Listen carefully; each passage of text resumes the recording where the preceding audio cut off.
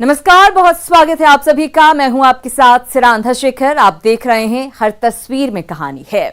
खगड़िया की बात करेंगे। सबसे पहले खगड़िया में झाड़ियों के बीच मिली नवजात बच्ची की जान तो बच गई, लेकिन ये मासूम जान पूछ रही है कि मां, मेरा क्या कसूर है? आखिर आपने मुझे जीते जी मरने के लिए क्यों छोड़ दिया?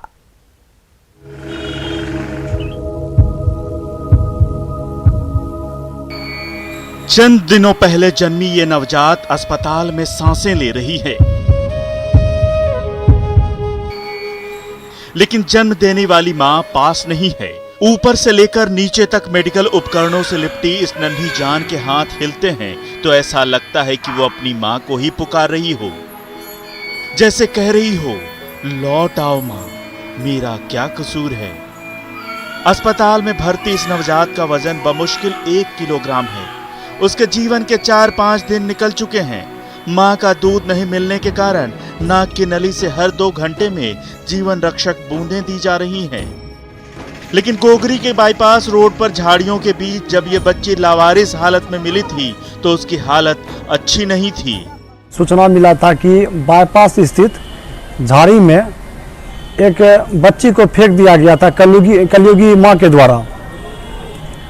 वो कलयुगी माँ को भी समझना चाहिए कि बच्चे को नहीं फेंकना चाहिए, और बच्चे एकदम दयनीय स्थिति में थी। गोगरी के ग्रामीण गोद में बच्ची को लेकर रेफरल अस्पताल पहुंचे। तुरंत इलाज शुरू हुआ। चिकित्सकों और नर्सों की देखरेख में अब इस नन्ही परी की हालत धीरे धीरे सुधरने लगी है। लेकिन सवाल उठ रहे हैं कि आखिर 9 महीने तक अपने गर्भ में पालने के बाद एक मां को अपने जिगर के टुकड़े को यूं झाड़ियों के बीच छोड़ देने की नौबत क्यों आई? देखा जाए तो पूरे हिंदुस्तान में आज के समय में जो बेटियां हैं वो अनेकों पद पे कार्यरत हैं। हर जगह बेटी जो है, आज लड़के को भी पीछे छोड़ के बेटियां आगे बढ़ रही है। धरती के भगवान की देख-रेख में अब ये नन्ही कली सांस लेने लगी है, खिलखिलाने लगी है और जिंदगी जीना सीखने लगी है। लेकिन बड़ा सवाल ये है कि उस मां के सामने आखिर कौन सी मजबूरी रही होगी कि उसे अपने कलेजे के टुकड़े को यूं ही सड़क पर छोड़कर चले जाना पड़ा। दिग्विजय कुमार, न्यूज़ 18, खगड़िया। अब आपको मानवीय संवेदनाओं को तार तार करती तस्वीर दिखाते हैं। दोनों पैरों से दिव्यांग एक महिला खगड़िया सदर अस्पताल की सीढ़ियों पर रेंगती रही, देर तक इंतजार करती रही, लेकिन धरती के भगवान का दिल नहीं पसीजा।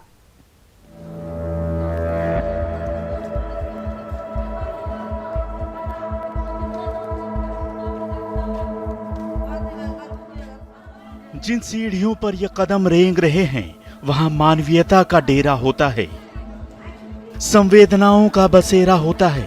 यहाँ काम करने वाले धरती के भगवान कहे जाते हैं। लेकिन विडंबना देखिए कि इन्हीं धरती के भगवानों से मिलने की आस में दोनों पांवों से दिव्यांग ये महिला धरती के भगवानों के इस मंदिर की सीढ़ियां चढ़ रही है।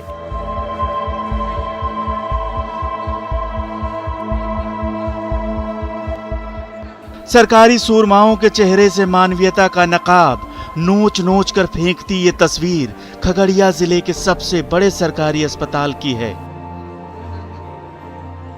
ऐसा नहीं है कि सदर अस्पताल में सुविधाओं की कमी है, व्हीलचेयर से लेकर हर चीज मौजूद है यहाँ। अगर कुछ नहीं है तो वो है यहाँ काम करने वालों के सीने में दिल। जब तस्वीरों के जरिए उन्हें झिंझोड़ा गया तो बाबुओं की कुंभकर्णी नींद खुली।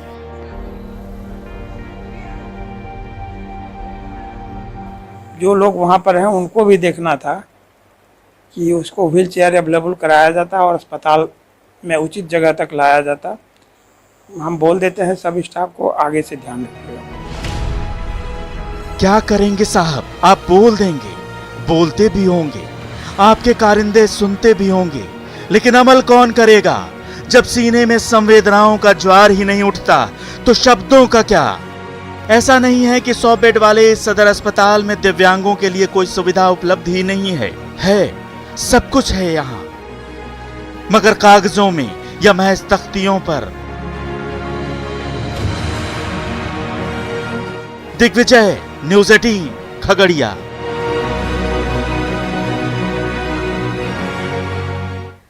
दुमका की बात करेंगे। दुमका के तालझारी प्राथमिक स्वास्थ्य केंद्र में हजारों जीवन रक्षक दवाइयां एक्सपायर हो गईं।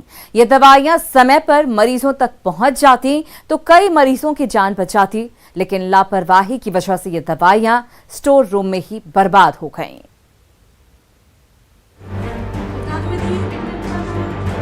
छोटी सी शीशी में रखी सिरप की एक घूंट किसी की जान बचा सकती थी, तो ये टैबलेट खाकर बीमार मरीज को स्वस्थ होते ज्यादा देर नहीं लगती। लेकिन जरूरतमंद रोगी तक पहुंचने से पहले ही जरमुंडी के तालझारी प्राथमिक स्वास्थ्य केंद्र में रखी ये तमाम जीवन रक्षक गोलियां और टैबलेट के पैकेट एक्सपायर हो गए। इन दवाइयों को समय पर मरीजों तक पहुंचाया जाता तो मरीज तो स्वस्थ होते ही दवाइयों का भी सदुपयोग हो जाता, लेकिन प्रभारी एएनएम और अस्थायी एएनएम के बीच संवादहीनता की वजह से ये तमाम दवाइयां अस्पताल के स्टोर रूम में ही एक्सपायर हो गई। पीएससी तालझारी की अस्थायी एएनएम है, परमानेंट स्टाफ है और यहाँ से डिप्टेशन अपना करवा के सहारा गया है। तालझारी के प्राथमिक स्वास्थ्य केंद्र के स्टोर रूम में अभी भी स्वास्थ्य विभाग की ओर से भेजी गई कई दवाइयां पड़ी हुई हैं, जिनका जिक्र अस्पताल के बाहर लगे इस बोर्ड में भी है, लेकिन सेहतमंद बनाने वाली इन दवाइयों को मरीजों के बीच पहुंचाने की कोई जहमत उठाने को तैयार नहीं है। सवाल पूछिए तो जवाब हैरान करने वाला मिलता है। हमको उसका नॉलेज नहीं था। तो वो पड़ा रहेगा, कोई दिक्कत नहीं। नहीं पड़ा कैसे रहेगा? जैसे आप देखे हैं अभी हटवा देंगे वहाँ से। तो मतलब हम देखें तो हटवा देंगे, उसके पहले क्यों नहीं हटवाया? हम नहीं देखे थे। तालझारी के प्राथमिक स्वास्थ्य केंद्र में खुलेआम मरीजों की सेहत और जनता की गाढ़ी कमाई से खिलवाड़ हो रहा है। लाखों रुपए खर्च कर सरकार की ओर से भेजी गई ये दवाइयां समय पर मरीजों तक पहुंचती तो ना जाने कितनों की जान बचती, लेकिन रोगियों को चंगा करने वाली ये दवाइयां स्टोर रूम में पड़े पड़े ही बर्बाद हो गई। पंचम झा, न्यूज़ 18, दुमका। इधर बिहार के मुख्यमंत्री नीतीश कुमार के दिशा निर्देश में सजा संवरा बगहा का इको पार्क बेसब्री से सैलानियों का इंतजार कर रहा है। यहां आकर सुकून के 2 पल बिताना भला कौन नहीं चाहेगा। नीले पानी से लबालब झील में स्पीड बोट की सवारी का लुत्फ उठाना हो या फिर प्रकृति की गोद में 2 पल गुजारने की तलब, नए रंग रूप में सज सवर कर तैयार वाल्मीकि नगर टाइगर रिजर्व का इको पार्क सैलानियों का बेसब्री से इंतजार कर रहा है। बिहार के मुख्यमंत्री नीतीश कुमार के दिशा निर्देश में इको पार्क की आबो हवा को ऐसा आकर्षक लुक दिया गया है कि भाग दौड़ से भरी जिंदगी के बीच यहाँ आकर आप भी सुकून का अनुभव कर सकेंगे। अब यह हमारा दायित्व होगा कि उसे अच्छी तरह से मेंटेन करें और वहाँ जो भी Valmiki tiger reserve Valmiki Nagar entry point पे जो भी पर्यटक आते हैं उन्हें सफारी या अन्य जो बोटिंग के साथ साथ इको पार्क में घूमने का भी आनंद मिले। चारों ओर घने जंगल, ऊंची पहाड़ियों और कलकल करती गंडक नदी के तट पर विकसित इको पार्क में प्राकृतिक विविधता की झलक दिखेगी तो गंडक नदी के पानी को चीरते हुए तेजी से बढ़ रही स्पीड बोट की सवारी आपके सैर सपाटे को रोमांच से भर देगी। ये वो आकर्षण है जो बिहार ही नहीं देश भर के सैलानियों को बार बार वाल्मीकि नगर टाइगर रिजर्व और इको पार्क की ओर खींचेगा तो वन्य प्राणियों का स्टैचू भी पर्यटकों को लुभाएगा। तो बच्चे जाते हैं, स्कूल बच्चे जाते हैं तो उन्हें वो बाघ के बारे में, राइनो के बारे में, गौर के बारे में, चीतल के बारे में उनकी कैसे उनका बिहेवियर है, क्या है, तो इसके हम वो जो मॉडल्स उसके हैं वो हम वहाँ लगाएंगे और उस पार्क को और अति सुंदर बनाने का प्रयास करेंगे। तो देर किस बात की, आप भी आइए और वाल्मीकि नगर टाइगर रिजर्व के साथ साथ इको पार्क के मनोरम नजारों के बीच खो जाइए। मुन्ना राज, न्यूज़ 18, बगहा। बगहा के किसान परंपरागत खेती के बजाय सीप से मोती बनाकर अपनी किस्मत संवार रहे हैं। 1 साल की कड़ी मेहनत के बाद जब एक एक सीप से 2-2 चमकदार मोती निकलते हैं तो उसे बेचकर किसान मालामाल हो जाते हैं। ये प्रेरणादायक कहानी है बगहा के किसान नितिन की, जो दूसरे किसानों की तरह परंपरागत खेती में बढ़ते खर्च और कम मुनाफे से परेशान थे। तो उन्होंने अपने गांव में मोती की खेती शुरू की और आज वो दूसरे किसानों के लिए नजीर बन चुके हैं। उन्होंने मुंबई, भोपाल और चेन्नई में मोती की खेती का नुस्खा सीखा और उसी नुस्खे की बदौलत अपने गांव में पर्ल फार्म की नींव डाली। आज उनके पर्ल फार्म में मोती ही मोती हैं। मोदी जी का सपना है आत्मनिर्भर भारत, उसको मैं साकार कर रहा हूँ। मेरी एक कोशिश है कि मैं इस चीज आत्मनिर्भर भारत के तहत मोदी जी के सपना को साकार करूँ और मोती के क्षेत्र में अपने भारत को आत्मनिर्भर बनाऊं। नितिन भारद्वाज केरल से सीप मंगवाते हैं। शुरू में उसे 15 दिन तक पानी में रखा जाता है। इसके बाद जब बाहर निकाला जाता है तो उसके अंदर केमिकल ट्रांसप्लांट किया जाता है। इस केमिकल के साथ ये सीप अगले 1 साल तक पानी के अंदर रहता है। इस दौरान पानी में ही उसे दाना दिया जाता है। साथ ही समय समय पर पानी की अमोनिया, पीएच और डीटीएस चेक किया जाता रहता है। सब कुछ ठीक ठाक रहा तो 1 साल के अंदर एक सीप से 2 चमकदार मोती निकलते हैं जो किसानों को माला माल कर देते हैं। हमारा मोती की खेती में एक सीपी पे हमारा खर्च जाएगा 30 से 35 रुपए का और वो एक सीपी मेरा 250 से 300 रुपए में बिकेगा। एक सीपी में मेरा 2 मोती होता है और इस चीज को मैं सोचा कि आकर के अपने गांव में अपने लोगों को प्रशिक्षित करके अपने खुद के लिए काम करूं ताकि बेहतर हो हमारा भविष्य अपना और अपने बिहार का। बगहा के किसान नितिन भारद्वाज ने तो मोती की खेती से अपनी किस्मत चमका ली। कई और किसान भी नितिन के रास्ते पर बढ़कर मोती के जरिए अपनी किस्मत संवारने का सपना देखने लगे हैं। मुन्ना राज, न्यूज़ 18, बगहा। जमुई का लाल पेड़ा बिहार ही नहीं देश के कोने कोने में मिठास फैला रहा है। शुद्ध खोआ और चाशनी में डूबा ये पेड़ा जो कोई भी एक बार खाता है वो बार बार यहाँ खिंचा चला आता है।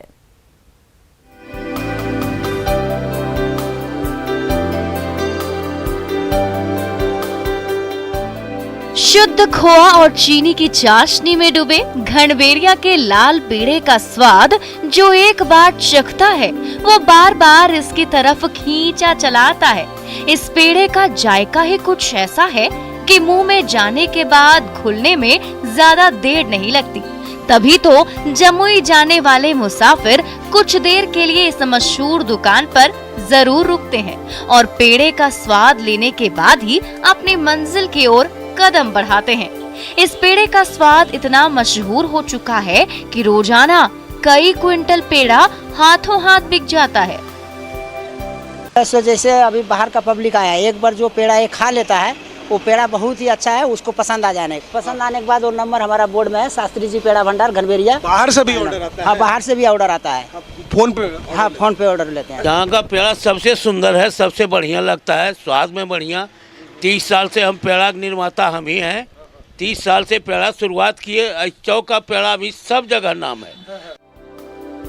स्वाद और मिठास से भरपूर घनबेरिया का लाल पेड़ा बिहार वासियों को जायका तो देता ही है, इसके जरिए खैरा प्रखंड के हजारों ग्रामीणों को भी रोजगार मिला हुआ है। घनबेरिया चौक पर पेड़ा की दर्जनों दुकानें खुली हैं, जहां दिन रात स्वादिष्ट पेड़ा बनता रहता है और उसकी हाथों हाथ बिक्री होती रहती है। तो लॉकडाउन में बड़े शहरों से अपने गांव लौटे सैकड़ों प्रवासी मजदूरों का पेट भी यही पेड़ा भर रहा है।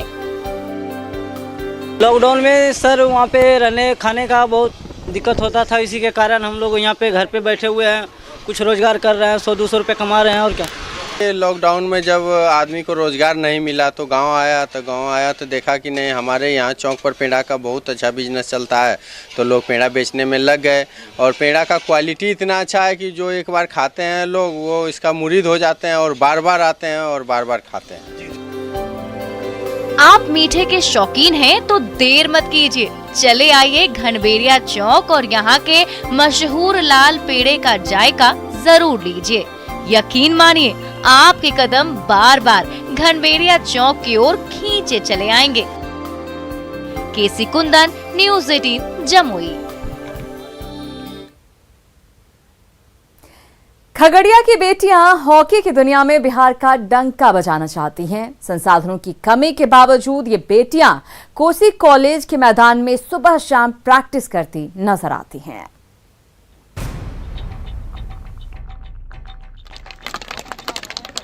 तभी हॉकी का गोल मटोल बॉल एक इशारे पर नाचने लगता है तो अगले ही पल वो बॉल दगा दी जाता है।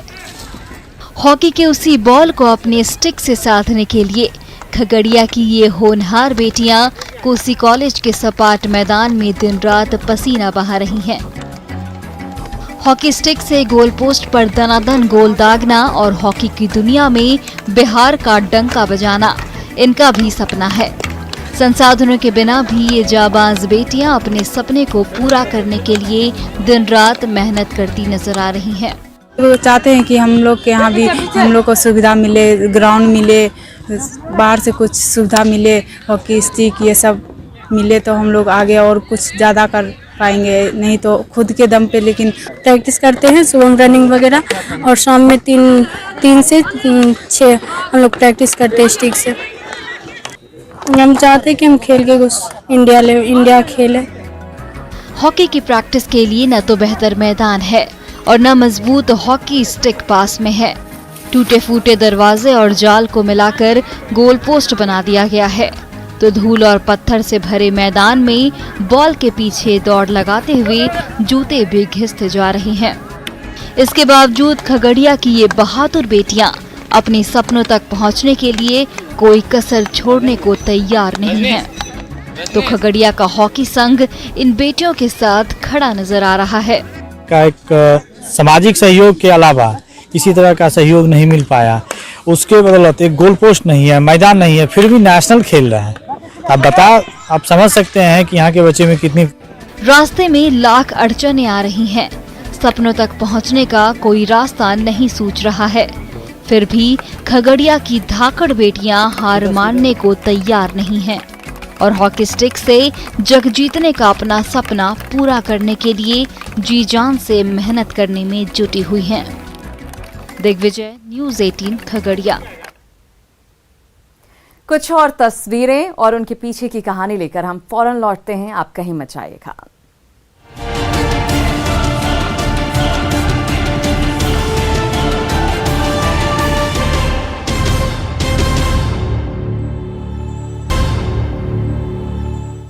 एक बार फिर से आप सभी का बहुत बहुत स्वागत है। आप देख रहे हैं हर तस्वीर में कहानी है।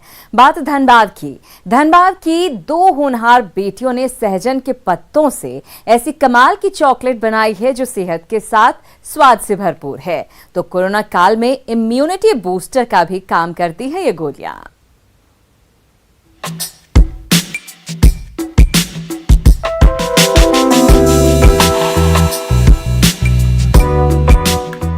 सहजन के हरे भरे पत्तों से बनी चॉकलेट की ये छोटी छोटी गोलियां आपके शरीर को निरोग तो करती ही हैं, कोरोना के साथ साथ 300 तरह की बीमारियों से लड़ने के लिए भी तैयार कर देती हैं।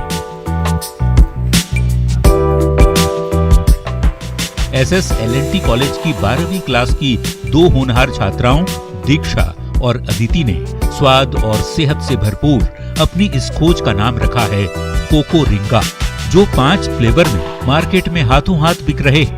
क्योंकि हानिकारक केमिकल के बगैर बनी ये गोलियां दूसरी लाल पीली दवाइयों से तो सस्ती हैं ही, कोरोना काल में इम्यूनिटी पावर बढ़ाने में भी बेहद कारगर साबित हो रही है। इम्यूनिटी बूस्टर है, इसमें 300 से ज्यादा डिजीजेस से फाइट करने का ताकत है इसमें। ये कोको पाउडर से बनाया गया है और ये डार्क चॉकलेट है जो शुगर फ्री है, जो शुगर पेशेंट्स भी खा सकते हैं। इम्यूनिटी का मतलब रियलाइजेशन था, तो सिर्फ उस इम्यूनिटी के लिए हम लोग ये लाए ताकि किसी और केमिकल को यूज करने से बेटर है कि नेचुरल प्रोडक्ट यूज करना। SSLNT कॉलेज में अक्सर होनहार छात्राओं को नई नई खोज के लिए प्रोत्साहित किया जाता है। जब ये दोनों छात्राएं चमत्कारी गुणों से भरपूर सहजन के पत्तों से चॉकलेट बनाने का आइडिया लेकर आईं, तो कॉलेज के शिक्षकों ने उनका साथ दिया और इस तरह से कोको रिंगा की गोलियों ने आकार लिया। अब इसके पेटेंट और फूड लाइसेंस की प्रक्रिया भी जोर शोर से चल रही है। स्टेज में पार कर गए हैं कि टेस्ट बहुत ही अच्छा है और इसकी डिमांड बहुत ज़्यादा है। ये हम लोग का एक पहल है और ये छोटी छोटी बच्चों को हम लोग कोशिश कर रहे हैं कि इसको और हम लोग पेटेंटिंग के लिए आगे बढ़ाएं। ये हमारे कोशिश है और हम लोग पिछले करीब 3 से 4 महीने में कंटिन्यू मेहनत कर रहे हैं और चूंकि मेरा तो इसमें तो जो रोल है, लेकिन सबसे ज़्यादा तो इन लोग जो लड़की लोग हैं प्लस वॉलंटियर्स जो हमारे हैं, इन लोग काफ़ी ज़्यादा मेहनत की है। इन लोग धनबाद की छात्राओं की सूझबूझ से बनी ये छोटी छोटी गोलियां स्वाद से भरपूर तो है, कोरोना जैसी बीमारियों से लड़ने के लिए भी किसी संजीवनी से कम नहीं है। जरूरत है इन बेटियों की हौसला अफजाई की। Sanjay Gupta, news 18, Dhanbad.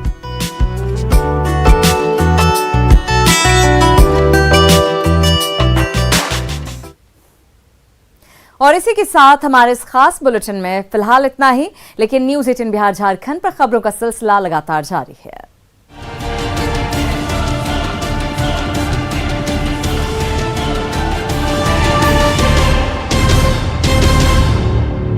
Headline presented by Aisen